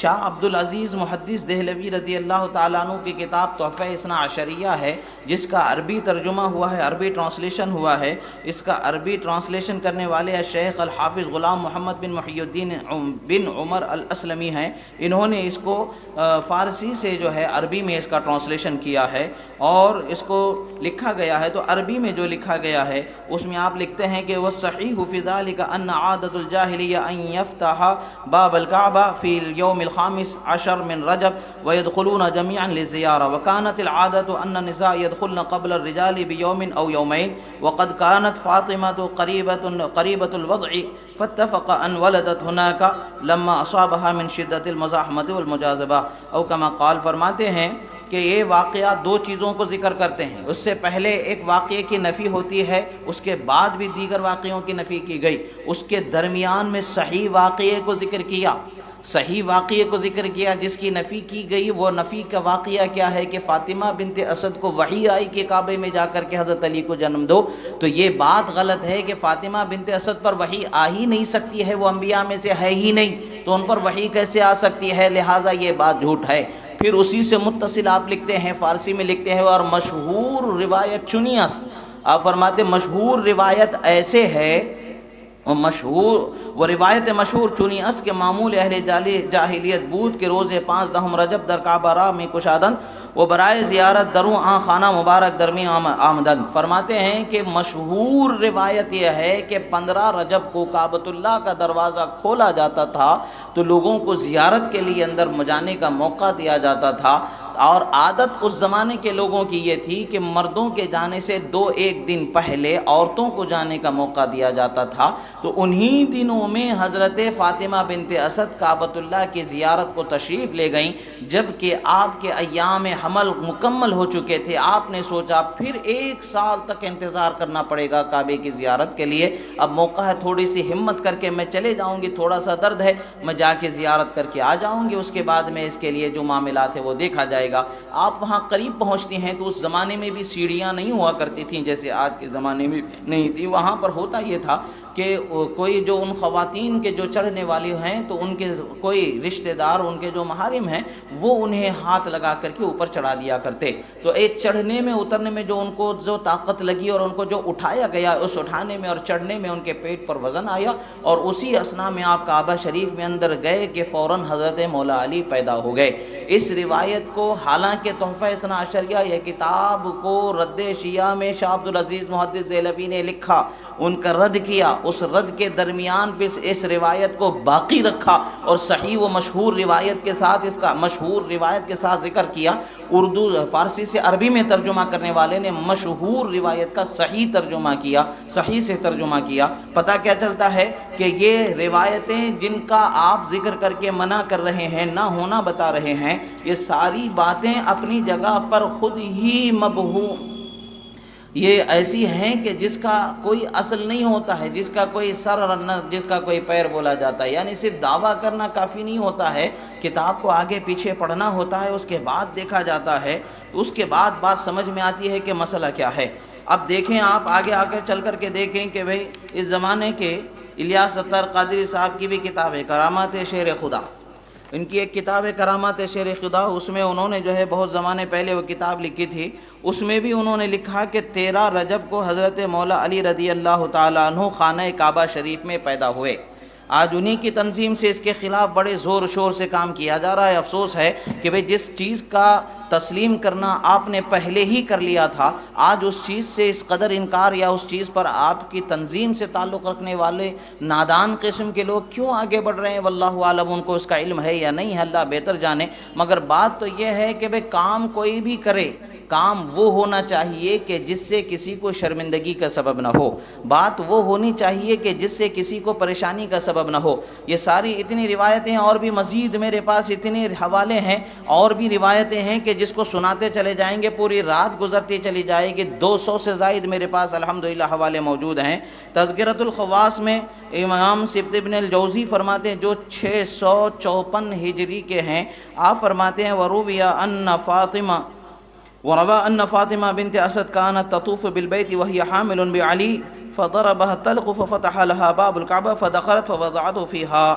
فرماتے ہیں کہ اسی طریقے وقضا حکیم ابن حزام ولدت امہ فی الکعبہ، فرماتے دو لوگ کعبۃ اللہ شریف میں پیدا ہوئے، ایک حضرت مولا علی کعبۃ اللہ میں پیدا ہوئے اور ایک حضرت حکیم ابن حزام رضی اللہ تعالیٰ عنہ کعبۃ اللہ شریف میں پیدا ہوئے۔ یہ کعبۃ اللہ شریف میں پیدا ہونے کا یہ ذکر تو ہوا تذکرۃ الخواص سے، اور پھر اب آپ دیکھیں کہ علامہ کافی علیہ رحمت و رضوان ہیں کہ یہ وہ شخصیت ہیں کہ جن کے کلام کو امام اہل سنت شوق سے سماعت فرمایا کرتے ہیں۔ امام اہل سنت سے پوچھا گیا کہ ایک صاحب آئے، وہ جو حضرت شاہ نیاز علیہ رحمت و رضوان کے عرس میں کچھ لوگ تشریف لائے تھے، انہوں نے پوچھا کہ حضور میں آپ کے سامنے کچھ نعت پڑھ کر کے سنانا چاہتا ہوں، کوئی نعت میں پڑھنا چاہتا ہوں۔ تو امام اہل سنت علیہ رحمت و رضوان سے پوچھا گیا، امام اہل سنت علیہ رحمت و رضوان نے انہیں پڑھنے کے لیے اجازت دی اور فرمایا کہ کس کا کلام پڑھنا چاہتے ہو؟ اور امام اہل سنت فرماتے ہیں کہ میں دو لوگوں کا کلام بڑے شوق سے سنتا ہوں، دو کے علاوہ دوسروں کا کلام میں سنتا نہیں ہوں۔ وہ دو لوگ کون ہیں کہ جن سے امام اہل سنت کلام سنتے ہیں؟ وہ کلام سننے والی شخصیات کون ہیں کہ جن کا کلام امام اہل سنت شوق سے سنتے ہیں؟ امام اہل سنت فرماتے ہیں ایک تو برادر مکرم حضرت حسن رضا خان صاحب علیہ رحمت و رضوان ہیں، ان کا کلام آپ برصد شوق سماعت فرمایا کرتے تھے اور بڑے شوق سے آپ سماعت فرمایا کرتے تھے۔ اسی طرح آپ جن کا کلام، ایک اور شخصیت کا جو کلام آپ سماعت فرمایا کرتے تھے وہ حضرت علامہ کافی علیہ رحمت و رضوان ہیں کہ جن کے کلام کو امام اہل سنت بڑے شوق سے سماعت فرمایا کرتے تھے۔ آپ فرماتے ہیں کہ اول یہ حضرت کافی علیہ رحمت و رضوان اور علامہ حسن رضا خان صاحب علیہ رحمت و رضوان کے حوالے سے آپ ارشاد فرماتے ہیں کہ ان کا کلام اول سے آخر تک شرع کے دائرے میں ہے، شروع سے آخر تک شرع کے دائرے میں ان کا کلام ہے۔ آپ یہی ارشاد فرماتے ہیں اور فرماتے ہیں کہ شرع کے دائرے میں ہونے کا مطلب کیا ہے؟ شروع سے آخر تک کے جن کے کلام کو دیکھ لیا گیا وہی اس کلام کی اصل ہوگی اور وہی اس کلام کا صحیح معنوں میں دیکھا جائے تو معاملہ ہوگا۔ امام اہل سنت کا یہ فرمان بتاتا ہے کہ علامہ حسن رضا خان صاحب علیہ رحمت و رضوان کے کلام کو امام اہل سنت کی بارگاہ میں بہت ہی بڑی مقبولیت حاصل تھی، اور اسی طریقے سے علامہ کافی علیہ رحمت و رضوان کے کلام کو امام اہل سنت کی بارگاہ میں بہت بڑی مقبولیت حاصل تھی۔ علامہ کافی علیہ رحمت و رضوان کے کلام سے متعلق فرماتے ہیں کہ ان کے پورے کلام میں صرف ایک لفظ ہے رعنا، وہ لفظ جا بجا استعمال ہوا ہے، وہ چیز کا استعمال مناسب نہیں، اس ایک لفظ کے علاوہ باقی ان کی پوری شاعری اول سے آخر تک کے شرع کے دائرے میں ہے۔ علامہ کافی علیہ رحمت و رضوان کیا فرماتے ہیں یہاں پر؟ علامہ کافی علیہ رحمت و رضوان ارشاد فرماتے ہیں تولد وہ ہوئے کعبے کے اندر، عجب رتبہ ہے شاہ لا فتح کا۔ یعنی علامہ کافی علیہ رحمت و رضوان کے نزدیک بھی امام اہل سنت کعبۃ اللہ یعنی علامہ کافی علیہ رحمت و رضوان کے نزدیک بھی یہ بات مسلم ہے کہ حضرت مولا علی شیر خدا رضی اللہ تعالیٰ عنہ کعبۃ اللہ شریف کے اندر ہی پیدا ہوئے۔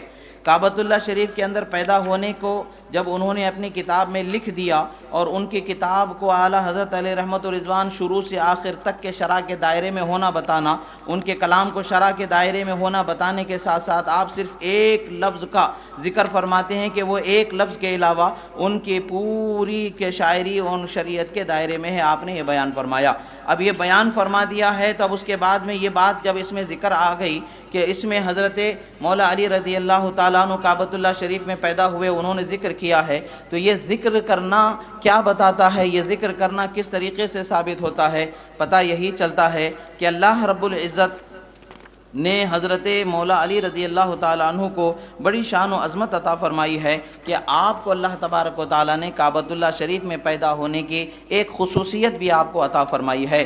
ان بہت ساری خصوصیتوں میں یہ بھی ایک خصوصیت ہے جو آپ کو عطا فرمائی گئی ہے۔ ایسی ہی ہزاروں خصوصیتیں ہیں، نہ جانے ہم کتنا شمار کریں گے، کتنا اس کو گنتے رہیں گے، ہم گنتے گنتے تھک جائیں گے، مگر ان خصوصیتوں کو ہم شمار نہیں کر سکیں گے جب حضرت مولا علی رضی اللہ تعالیٰ عنہ کو اللہ رب العزت کی بارگاہ سے ملی ہے۔ حاصل صرف یہ ہے کہ اور آگے کی طرف آپ چلیں، ایک بات میں آپ کو بتانا چاہوں گا، تذکرہ مشائخ قادریہ، تذکرہ مشائخ قادریہ میں ذکر کیا گیا ہے کہ آپ اس میں لکھتے ہیں کہ تذکرہ مشائخ قادریہ رضویہ میں ذکر ہے کہ صفحہ نمبر 88 پر ہے کہ ولادت باسعادت سے متعلق لکھتے ہیں کہ آپ کی ولادت باسعادت بروز جمعہ محرم یا رجب المرجب کی 13ویں تاریخ واقع فیل سے 30 سال بعد خانہ کعبہ کی 4 دیواری کے اندر ہوئی۔ اب یہ بیان جو اس میں بیان کر دیا گیا ہے، یہ بیان جو اس میں ہو گیا ہے، یہ کیا معنی رکھتا ہے؟ تذکرہ مشائخ قادریہ رضویہ جب اس میں بھی اس کا ذکر آ چکا ہے تو اس کتاب کے لکھنے والوں نے کیا اس چیز کی تحقیق کے بغیر ہی یہ کتاب لکھ ڈالی تھی؟ کیا اسی طریقے سے انہوں نے کوئی چیز کی تحقیق کی نہیں تو جو یہاں پر لکھ دیا گیا ہے؟ اور چلیں آگے چلے، اصح التواریخ ہے، اصح التواریخ یہ وہ کتاب ہے کہ جس کے لکھنے والے تاج العلماء سید اولاد رسول محمد میاں مارح ربی قدس سرہ علیہ رحمت و رضوان ہیں جو لکھنے والے ہیں۔ اصح التواریخ آپ کی کتاب ہے، اس میں آپ لکھتے ہیں کہ ولادت مبارک جمعہ کے دن رجب المرجب کی 13ویں تاریخ واقع فیل سے 30 سال بعد خانہ کعبہ کے اندر مکہ معظمہ میں آپ پیدا ہوئے۔ یعنی حضرت مولا علی رضی اللہ تعالیٰ عنہ کے پیدا ہونے سے متعلق جو روایتوں کو علماء اکرام نے قبول کیا اور جو اس کا ذکر کیا ہے، یہ ساری چیزیں کیا بتاتی ہیں کہ حضرت مولا علی رضی اللہ تعالیٰ عنہ کو ایک جگہ کے لیے نہیں بلکہ اللہ اور اس کے رسول صلی اللہ تعالیٰ علیہ وسلم کے فضل و کرم سے ایسی ایسی نعمتوں سے مالا مال کیا گیا ہے کہ جس کا بیان اور ذکر ہی نہیں کیا جا سکتا۔ اللہ کا شکر ہے کہ اللہ تبارک و تعالیٰ نے ان نعمتوں سے مالا مال بھی کیا اور ان نعمتوں کو سمجھنے کا بھی موقع عطا فرمایا۔ عزیزان محترم، حضرت مولا علی رضی اللہ تعالیٰ عنہ کی ولادت سے متعلق ہمیں مزید کسی اور حاجت اور مزید کسی تحقیق کی ضرورت نہیں ہے کہ اس میں جو ان علماء کرام نے جو ذکر فرمایا ہے، ان علماء کرام کا ذکر کرنا ہی ہمارے لیے کافی ہے کہ کعبۃ اللہ شریف میں آپ کی ولادت ہوئی، اور ان علماء کرام کا ذکر کرنا جو 13 رجب کو آپ کی ولادت ہوئی، اس کے لیے بھی ہمارے لیے مزید کسی اور چیز کی حاجت نہیں ہے۔ کسی اور جگہ سے اس کا ہونا، کسی اور جگہ سے اس کا نہ ہونا، اس سے ہمیں کوئی تعلق ہی نہیں رکھتا ہے، اس سے ہمیں کوئی حاجت ہی نہیں، اس سے ہمیں کوئی ضرورت ہی نہیں ہے۔ اصل چیز تو یہی ہے کہ حضرت مولا علی شیر خدا رضی اللہ تعالیٰ عنہ کی شان بیان کرنا ہے، اور اس شان بیان کرنے کے لیے شریعت کا ایک ضابطہ ہے، شریعت کا ایک طریقہ ہے کہ جو ضعیف سے ضعیف تر روایت بھی ہوتی ہے تو باب الفضائل کے اندر قبول کی جاتی ہے۔ بالفرض اگر تسلیم بھی کر لیا جائے کہ آپ کے نزدیک یہ ضعیف سے ضعیف تر روایت ہے، پھر بھی اس میں کیا خرابی ہے، کون سی اس کے اندر پریشانی ہے، کیا اس میں شرعی نقصان واقع ہوتا ہے، کون سی اس میں ایسی خرابی ہے کہ جس کو آپ بیان کر نہیں سکتے ہیں؟ پتہ چلتا ہے کہ کوئی خرابی تو یہاں پر پوشیدہ نہیں ہے، بات کوئی نہیں ہے، صرف اتنی سی بات ہے کہ ذکر علی برداشت نہیں ہو رہا ہے، حضرت مولا علی کا ذکر برداشت نہیں کیا جا رہا ہے۔ حضرت مولا علی کا ذکر جب بھی ہوتا ہے، لوگوں کے ذہن و فکر میں نہ جانے کیسے کیسے خیالات آتے ہیں اور کیسے کیسی باتیں ان کے سامنے آ جاتی ہیں، اور کیسے کیسے لوگوں کے ذہن و فکر میں یہ توجہات اور توجیہات آ جاتی ہیں۔ یہاں پر آپ دیکھیں کہ ان سارے لوگوں نے جو مشہور ہونے کا ذکر فرمایا، اور شاہ عبدالعزیز محدث دہلوی رضی اللہ تعالیٰ عنہ نے مشہور ہونے کا، کعبۃ اللہ شریف میں پیدا ہونے کا ذکر فرمایا، اس کے متعلق سے اب یہاں پر امام اہل سنت علیہ رحمت و رضوان کیا فرماتے ہیں کہ کوئی مسئلہ اگر مشہور ہو تو اس پر عمل کرنے میں کوئی قباحت نہیں ہوتی ہے۔ فرماتے شرع مطہر میں مشہور بین الجمہور ہونے کے لیے وقت عظیم ہے، اور مشہور عند الجمہور ہی 12 ربیع الاول ہے، یعنی 12 ربیع الاول شریف سرکار کی ولادت ہے یا نہیں ہے، اس پر سوال ہے۔ امام اہل سنت کی تحقیق میں 8 رجب ہے، اور مشہور سب کے نزدیک 12 رجب ہے، 12 ربیع الاول ہے، 8 ربیع الاول امام اہل سنت کی تحقیق میں ہے، اور 12 ربیع الاول پوری دنیا میں مشہور ہے، اسی کو اعلیٰ حضرت فرماتے ہیں 12 ربیع الاول ہے، اور علم حیات و زیجات کے حساب سے روزہ ولادت شریف 8 ربیع الاول ہے، کما حققناہ فی فتاوانا، فرماتے ہیں کہ ہم نے جس طریقے سے 8 ربیع الاول شریف کا سرکار کی ولادت ہونے کا علم حیات و زیجات و حساب کے اعتبار سے ثبوت پیش کیا ہے وہ ہے، مگر مشہور لوگوں کے درمیان کیا ہے 12 ربیع الاول شریف ہے، تو 12 ربیع الاول شریف ہی پر عمل ہونا چاہیے۔ تعامل مسلمین حرمین شریفین و مصر و شام بلاد اسلام ہند و ہندوستان میں 12 ہی پر ہے، اسی پر عمل کیا جائے، اور روزہ ولادت شریف اگر 8 بالفرض غلط 9 یا کوئی تاریخ ہو، جب بھی 12 کو عید میلاد کرنے سے کون سی ممانعت ہے؟ اسی طریقے سے اگر مان لو بالفرض اس دن کوئی ولادت نہیں ہوئی، تب بھی اگر اس دن پر ولادت کرنے میں کیا خرابی ہے؟ ہر جگہ پر تشبہ کا الزام کافی نہیں ہوتا ہے۔ اب تاج الشریعہ جن کی شہرت ہے، علامہ اختر رضا خان صاحب ازہری علیہ رحمہ، وہ ان کی کتاب فتاوی تاج الشریعہ، اس میں ان سے سوال ہوا ہے، جلد نہم میں سوال ہوتا ہے کہ سوال یہ کرتے ہیں کہ جناب قبلہ محترم برکت سجادہ نشین اختر رضا صاحب السلام علیکم ورحمۃ اللہ، مؤدبانہ گزارش یہ ہے کہ ہمارے یہاں 22 رجب المرجب کو حضرت امام جعفر صادق رضی اللہ تعالیٰ عنہ کی فاتحہ کراتے ہیں، جبکہ حضور مفتی اعظم ہند کے شجرہ میں حضرت امام جعفر صادق کی وصال شریف 15 تاریخ ہے، تو ہم لوگ 15 تاریخ کو کرائیں یا 22 تاریخ کو؟ حضور یہ فاتحہ نوٹ، حضور یہ فاتحہ 22 رجب المرجب کو زیادہ تر شیعہ حضرات کرتے ہیں، یہ 22 تاریخ کو وہیں سے شروع ہوئی ہے، 22 تاریخ وہیں سے شروع ہوئی ہے، ان کا ذکر ہے، یعنی 22 تاریخ کا شروع ہونا ہی وہیں سے ہے، اور زیادہ تر اس تاریخ کو وہی لوگ کرتے ہیں، کیا ہم لوگ بھی اسی تاریخ کو کر سکتے ہیں؟ جواب دیتے ہیں کہ عوام میں 22 رجب ہی کی فاتحہ رائی جو معمول ہے، جس میں شرعاً کوئی مذائقہ نہیں ہے، اور یہاں یہ بات بھی کچھ حرج کا باعث نہیں کہ شیعہ اس تاریخ کو فاتحہ کرتے ہیں کہ افعال مباحہ و حسنہ میں مشابہت ہو جانا کچھ مذائقہ نہیں رکھتا، ہاں قصد تشبہ بشیعہ وغیرہ ہم خود مذموم و ممنوع ہے۔ در مختار میں ہے فإن التشبہ بہم لا یکرہ فی کل شیء بل فی المذموم و فیما یقصد بہ التشبہ، فرماتے ہیں اور اگر کوئی بے زعم مشابہت تاریخ مذکورہ کو کرے اختیار ہے۔ آج کون ہے جو غیروں کی مشابہت اختیار کرنا چاہتا ہے؟ ہمیں تو کیا حاجت ہے، ہمارے اتنے سینکڑوں علماء نے جب یہ تاریخوں کو لکھا ہے، اس بات کو بیان کیا ہے، تو ہمیں اور دوسری طرف ہاتھ پھیلانے کی کیا حاجت ہے، کیا ضرورت ہے؟ یہ تمام قاعدوں کے اعتبار سے دیکھا جائے تو 13 رجب کو یوم ولادت مولا کائنات منانا کسی بھی طریقے سے ناجائز نہیں ہوگا، بلکہ یہ کام کرنا جائز ہے، مباح ہے، باعث ثواب ہے، باعث اجر و خیر و برکت ہے، اور الحمدللہ ہمارا اطمینان ہے ان علماء پر کہ ہمارا حسن ظن یہی ہے کہ انہوں نے جو لکھا ہے تحقیق سے ہی لکھا ہے، غفلت سے بے توجہی میں انہوں نے نہیں لکھا ہے۔ اگر ان پر اسی طریقے سے ہم غفلت و بے توجہی کا الزام دیتے چلے جائیں گے تو کتنے بڑے بڑے مسئلے آ جائیں گے، جس میں اختلاف کرنے والا بھی ان پر یہی الزام دے گا کہ بھئی انہوں نے غفلت سے لکھ دیا، ایسا نہیں ہو سکتا، انہوں نے بے توجہ سے لکھ دیا، ایسا نہیں ہو سکتا۔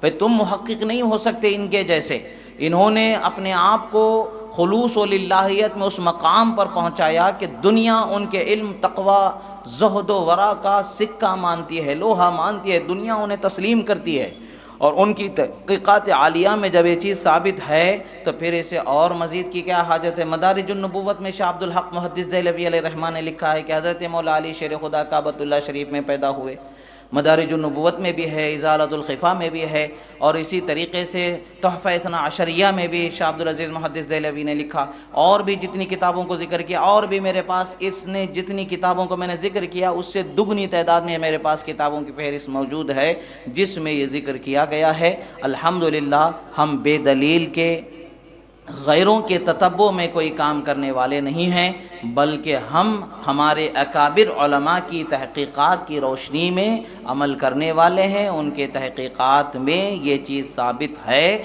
تو ہم اس ثابت چیز کو عمل میں لاتے ہیں، اور یہ معمول زمانے دراز سے ہے اور آج بھی ہے اور قیامت تک کے ہوتا رہے گا۔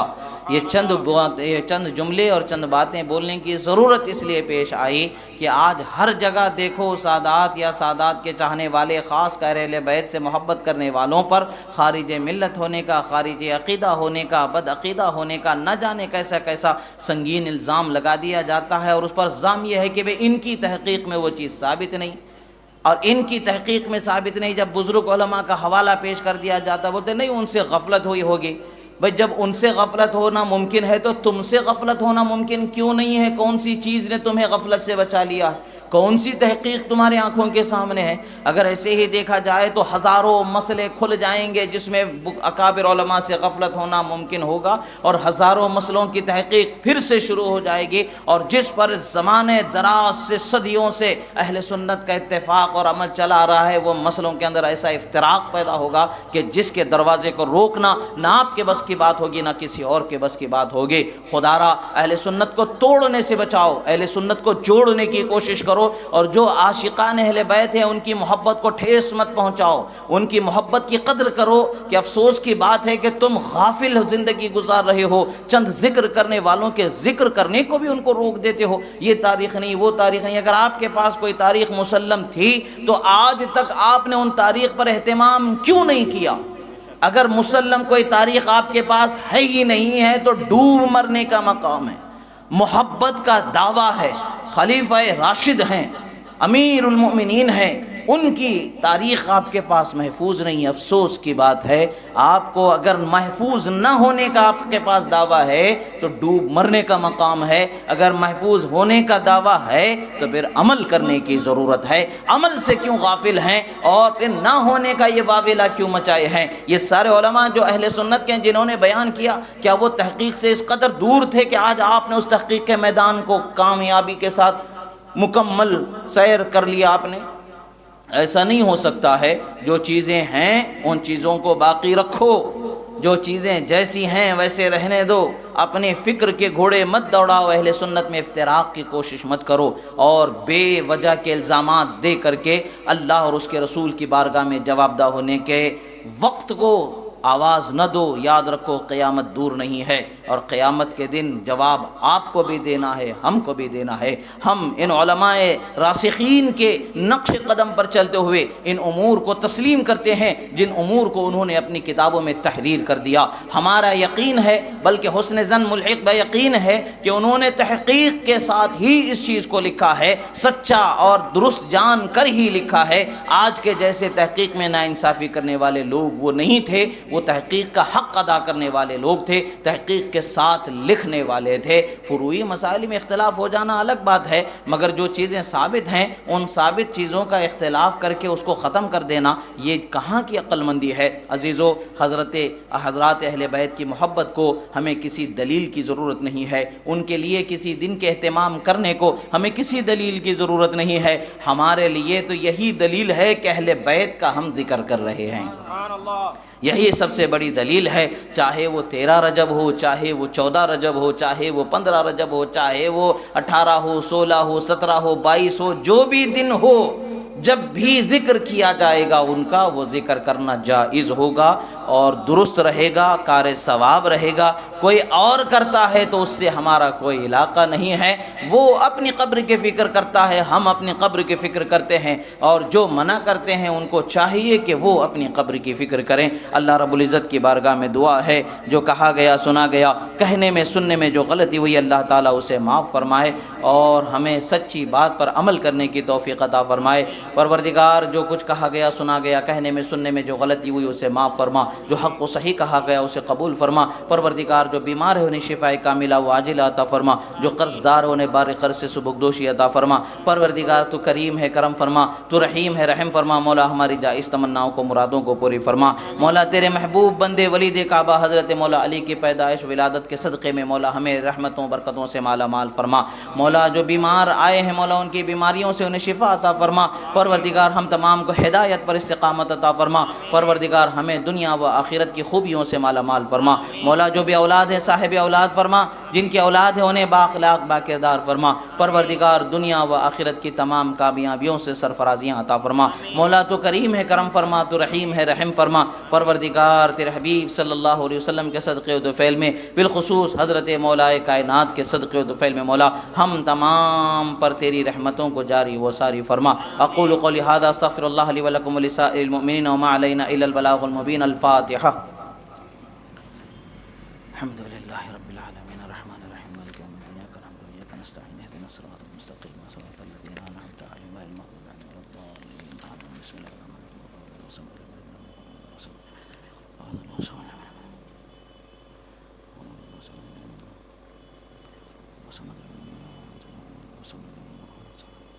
قال اللہ تعالی فی شان حبیبہ ان اللہ وملائکتہ یصلون علی النبی یا ایھا الذین آمنوا صلوا علیہ وسلموا تسلیما اللہم صل علی سیدنا نبینا مولانا محمد عدد ما فی الملاء صلاۃ دائمۃ بدوام ملک اللہ وعلی آلہ وصحبہ اجمعین سبحان ربک رب العزت عما یصفون وسلام علی المرسلین والحمد للہ رب العالمین۔ فاتحہ کا تبرک وغیرہ بھی لے کر کے جائیں، کھانے کا انتظام ہے۔